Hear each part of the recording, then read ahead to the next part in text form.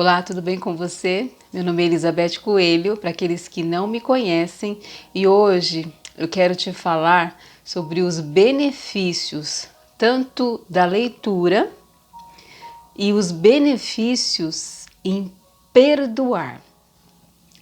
Quais são as vantagens quando nós renovamos a nossa mente através do conhecimento que a leitura, né, faz assim um processo transformador dentro de nós. Um livro que eu gostei muito de ler e eu até mesmo gostaria de indicar é esse livro aqui, Perdão Total. Quem escreveu esse livro foi um padre. O nome do padre é Kendall, é o sobrenome dele, e é algo muito maravilhoso quando nós entendemos o quanto é libertador quando nós liberamos o perdão sobre as pessoas que nos fizeram, de certa forma, sofrer. Né? O perdão é um ato voluntário e o perdão ele quebra as amarras, principalmente do orgulho. E também reconhecer que nós, como seres humanos falhos, também erramos. Nós também cometemos esse ato, né, de errar com outras pessoas. Então, possamos fazer um exame introspectivo e reconhecer que nós somos falhos. E nós, quando nós não perdoamos, nós estamos sempre propensos a adquirir doenças emocionais. Nas Sagradas Escrituras tem a história, né, do profeta Natã e do rei Davi. Davi, lá no livro de 2 Samuel, que eu anotei aqui, até para ter um sentido para a nossa conversa, porque eu gosto muito de chamar você que me ouve, que tem me acompanhado, a refletir sobre a necessidade do conhecimento, porque o conhecimento ele permite que venhamos o que? A tomar novas decisões, né, decisões assertivas, e isso de certa forma nos fortalece. E aí assim nós não permitimos, né, que venhamos o que? Adoecer, porque nós nos tornamos muito mais resilientes diante das situações que se passam na nossa vida. Adquirimos experiências e essas experiências nos fortalecem. E lembrando, no caso, um dos primeiros vídeos, né, que eu gravei, que fala que nós aprendemos muito com as pessoas que nos orientam aí nos nossos primeiros dias de vida, nos nossos primeiros anos. Nós passamos a observar no decorrer da nossa vida e depois ao longo, né, da nossa vida nós adquirimos as nossas próprias experiências. Então, quando nós passamos a adquirir as nossas próprias experiências, nós com certeza amadurecemos diante das dificuldades. As dificuldades nos fortalecem, isso desde que não venhamos a nos paralisar diante das situações. Então, quando nós falamos aqui da história, né, de Davi, né, do rei Davi, quando o profeta Natã foi ao encontro de Davi, então eu gostaria de relatar essa história, para que você possa estar meditando quanto à necessidade de perdoar e que não venhamos a julgar os outros, porque nós também somos falhos, né, como seres humanos, somos falhos, somos pequenos, e uma das razões que no caso nós não perdoamos é porque muitas das vezes nós somos convencidos pelo nosso próprio orgulho. Então, no caso aqui, quando relatamos a história de Natã e Davi, diz o seguinte: a razão de querermos julgar outra pessoa é geralmente porque o caso nos envolve. Ficamos irritados e agitados e acabamos por nos envolver emocionalmente. Mas também podemos apenas ouvir a respeito de algo que nos incomoda, que apela à nossa hipocrisia. Então, quando eu falo que nós somos seres humanos, somos falhos e propensos ao erro, a hipocrisia é o quê? É não reconhecer isso, né? Não reconhecer que somos falhos e que somos pequenos e propensos ao erro. Então, aí ficamos igualmente envolvidos emocionalmente, né? Isso aconteceu quando o profeta Natan foi conversar com Davi. Davi, na história, relata que, na história bíblica, no contexto bíblico, relata que Davi, ele cometeu adultério com Betseba, esposa de Urias, que era um soldado da guarda, né, que pertencia ali à guarda de Davi. Davi, em certo momento, ali passeando no palácio, ele parou e acabou observando aquilo que ele não devia observar. E por conta dessa observação, ele cobiçou Betseba, a esposa de Urias. E aí, consequentemente, na história, ele fez com que ele armou, né, situações para ter um envolvimento mais íntimo com Betseba.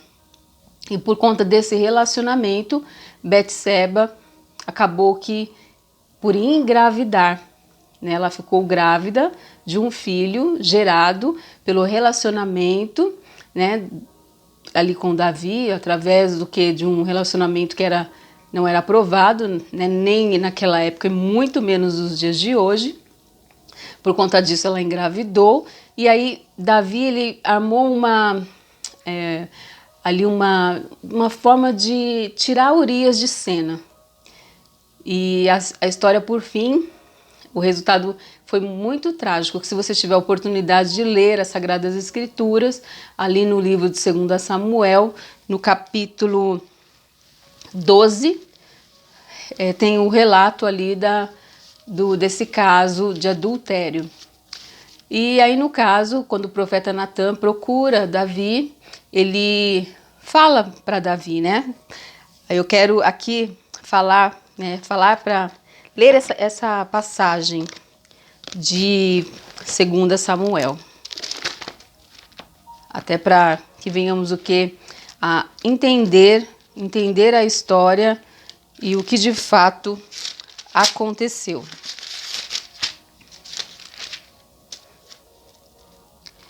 E diz assim, nas Sagradas Escrituras: O Senhor enviou a Davi o profeta Natan.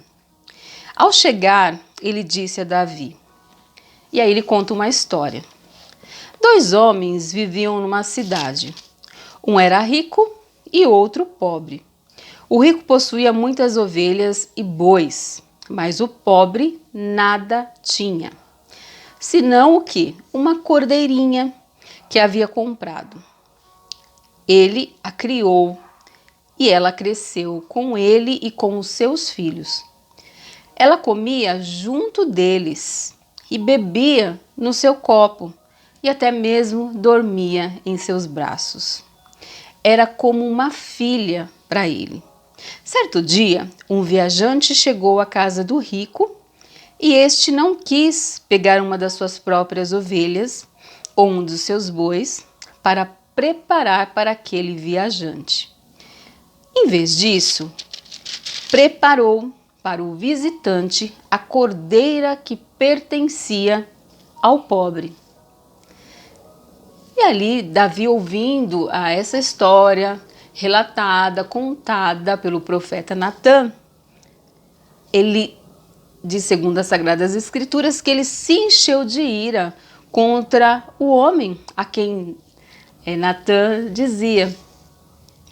E disse: Juro pelo nome do Senhor que o homem que fez isso merece a morte.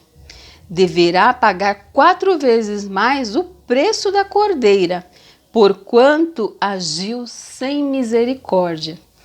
Não podemos esquecer que Davi era o rei e ele tinha total autoridade para decidir, no caso, o que seria melhor, até mesmo a declarar uma sentença de morte. E então, o profeta Natan disse: você é esse homem. Aí, diante de uma história, né, que no caso, Davi, ele ficou muito envolvido e, de certa forma, ele se colocou no lugar daquele homem que, no caso, foi injustiçado, porque ele era um homem pobre, segundo a história de Natã, e só possuía uma única cordeirinha. E essa cordeirinha foi abatida em prol de satisfazer, né, os desejos daquele viajante. E aí, fazendo a comparação ali bíblica, Davi, ele tinha muitas riquezas, mas ele cobiçou a mulher do soldado que defendia os interesses do rei. E Urias era tão envolvido com a proteção que muitas das vezes, né, ele não dormia em casa, ele deixava ali Betseba sozinha, para fazer o quê? Para cumprir com as suas obrigações como soldado. E aí o fim, né, eu vou deixar para que você possa ter a curiosidade e buscar ali em 2 Samuel, né, qual foi o fim de Urias, porque ele era um soldado fiel ao rei. E o rei agiu com tremenda covardia. E aí no livro que eu acabei de mostrar, que é Perdão Total, relata, né, que o profeta Natã, ele procurou Davi, no caso, 2 anos antes. E Davi, ele procurou Davi bem depois, né? Davi havia cometido adultério e assassinato. 2 anos, imagino que ele colocou aqui 2 anos depois do que havia acontecido, né? E aí Natã, ele foi, no caso, ao encontro de Davi, e no caso havia passado aqui 2 anos. Então Davi, ele pensou, né? Eu não vou ser apanhado pelo ato de adultério e assassinato. Eu não vou ter problema com isso. Então, inesperadamente, aparece o profeta Natã, como que do nada. Davi, eu preciso lhe dizer algo. Davi, no caso, sugere que o profeta entre, né? E aí, conforme a história que eu acabei de narrar, o profeta Natã, ele narra essa história para Davi, e Davi, aí no caso, ficou enfurecido e pronunciou uma sentença para essa grave injustiça.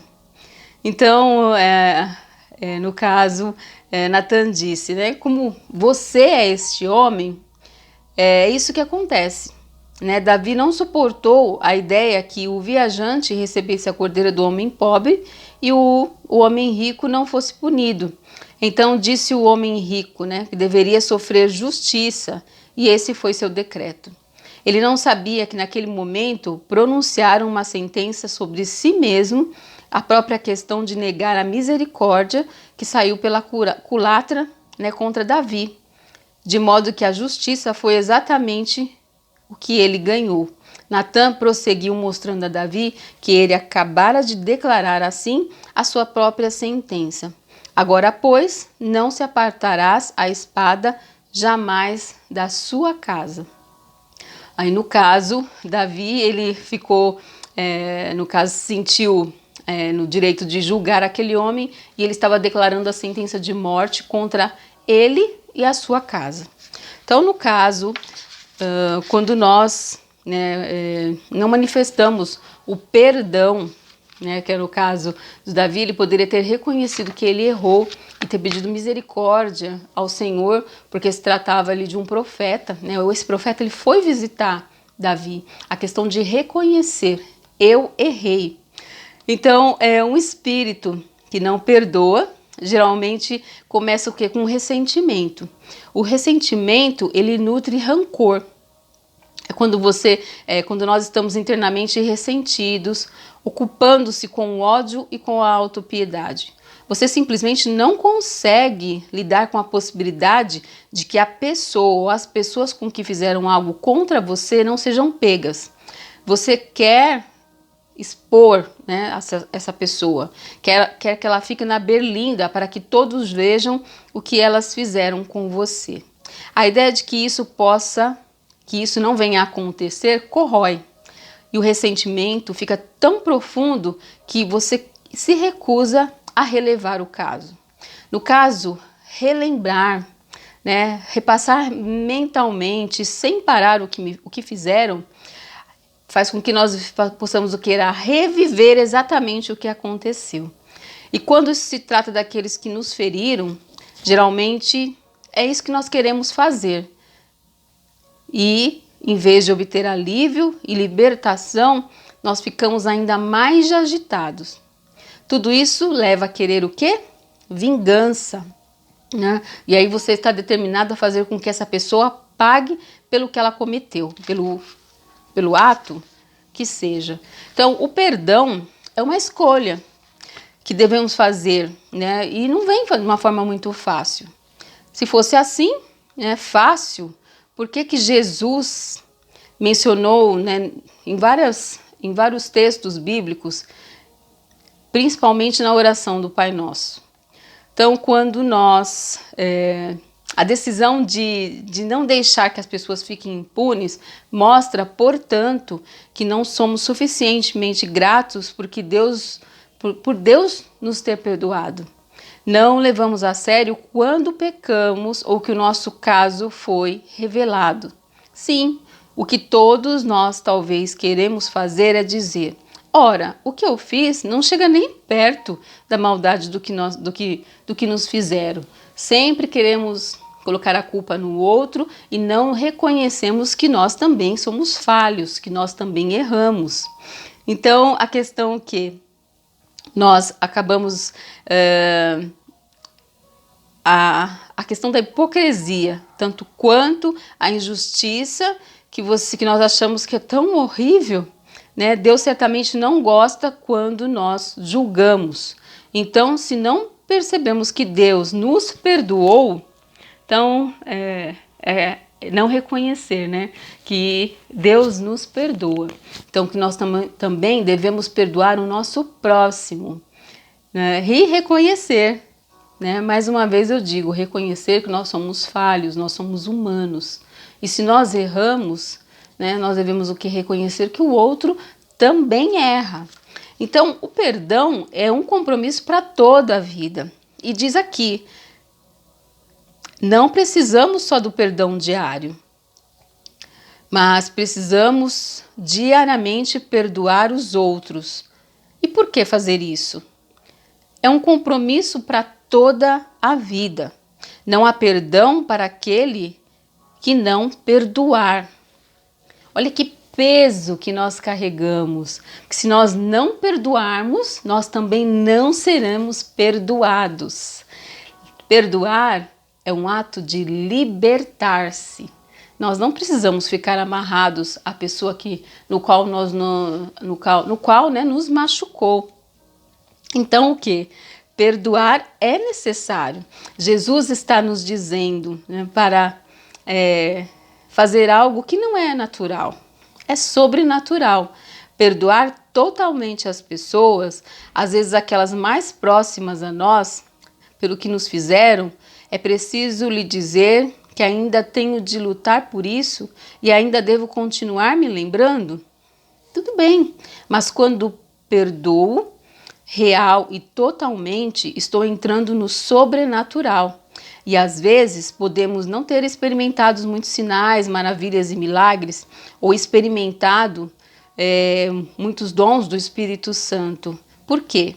Porque não perdoamos totalmente aqueles que nos feriram. E aí, no caso, lá no livro de 1 João, no capítulo 1,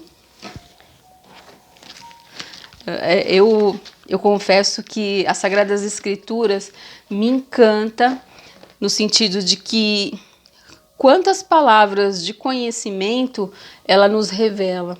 E simplesmente basta buscarmos esse conhecimento e pedir para que o Espírito Santo do Senhor nos revele aquilo que está aqui nas Sagradas Escrituras. E o primeiro passo, nós precisamos o quê?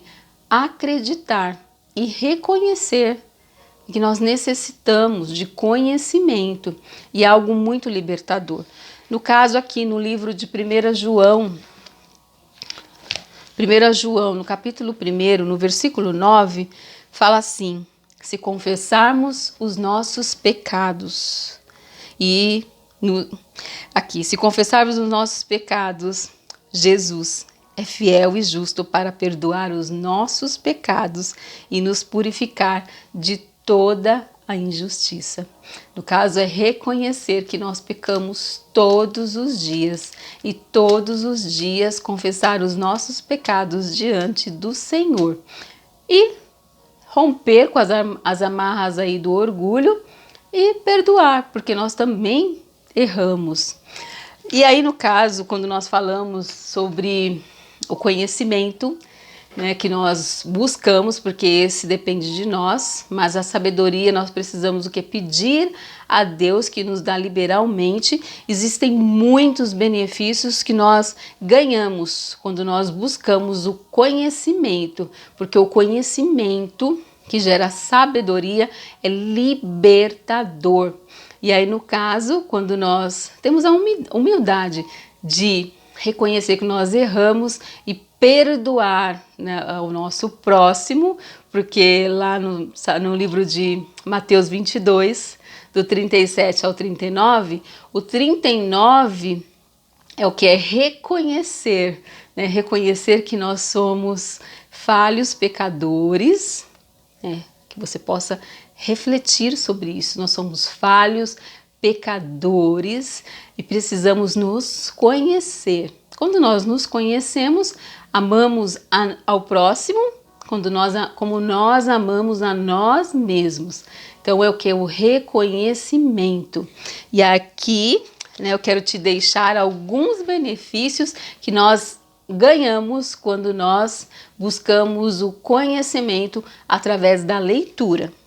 E aí, aqui está falando, né? Além da saúde mental, consiste em estar bem conosco e com os outros. Então, a questão aqui, os benefícios. A leitura, ela alivia as tensões emocionais, ajuda a relaxar, consiste em alívios musculares, afasta sentimentos negativos e depressivos, existe uma sensação de liberdade. Eu digo que é viajar, estar com um livro em mãos, é você viajar sem ter dinheiro no bolso. Você não precisa sair do lugar. Então é algo tremendo, é algo libertador. Então você tem essa sensação de liberdade. Você pode viajar sem sair do lugar. E aí a questão da imaginação, né? A nossa mente tem um poder sobrenatural. Nós podemos usar tanto para o bem quanto para o mal. Né? Mas que seja aí para o bem, né? Para o bem do nosso próprio e para o nosso crescimento como ser humano. Tá? Aí, no caso, quando nós pegamos um livro interessante, existe, né, um aumento da concentração e ativa a nossa memória criativa, uma autoconfiança, um autoconhecimento, amplia o nosso vocabulário, amplia a visão de novas experiências, né? Abre a mente para novas realizações, aprendemos com a experiência de outras pessoas, porque naquele livro, em determinado livro, em determinado conteúdo, você acaba tendo um contato meio que indireto com o escritor. Então é algo maravilhoso, né? Ativa o nosso senso crítico, passamos a questionar, aumenta a nossa capacidade de reflexão. Existe também em nós um controle emocional, a construção do conhecimento. Experimentamos diversas sensações, encontramos respostas para muitos dos nossos questionamentos. É um entretenimento, é um momento assim sublime e único. Elevamos a alma e acabamos matando aquilo que nos faz mal, aquilo que nos adoece. Liberamos emoções, dependendo do livro, nós temos a oportunidade de rir e chorar. É como se fosse algo muito real, né? Passa a ser a realidade. E aí você pode criar essa história, nós temos o poder de imaginar. E aí ficamos muito mais dispostos, melhora a nossa escrita, melhora a qualidade de vida, novas percepções, reconhecemos o que de fato importa. E nos liberamos das amarras da ignorância, nos aproximamos do mundo e das pessoas. Deixamos de julgar. Por quê? Porque ampliamos o nosso conhecimento do mundo. Possibilita viajar sem sair do lugar. Passamos a fazer novas descobertas, superamos desafios, sentimento de satisfação. É uma terapia. E existe a biblioterapia, que alivia, tranquiliza, usa o livro, né? Usa livros para o tratamento de doenças nervosas. Traz paz e traz conforto. Então, são inúmeros benefícios e você pode acrescentar muitos outros. Existem muitos benefícios quando nós buscamos conhecimento. Segundo Alvin Toffler, o iletrado do século 21 é aquele que precisa o quê? Se desconstruir e reconhecer que precisa o quê? Aprender. É aprender e reaprender. E isso é o tempo todo, nós não detemos total conhecimento. Que você sempre pare, pense e reflita antes da tomada de qualquer decisão. Que você possa pensar, né, usar o conhecimento para você saber e aumentar ali, né, o seu senso crítico e duvidar.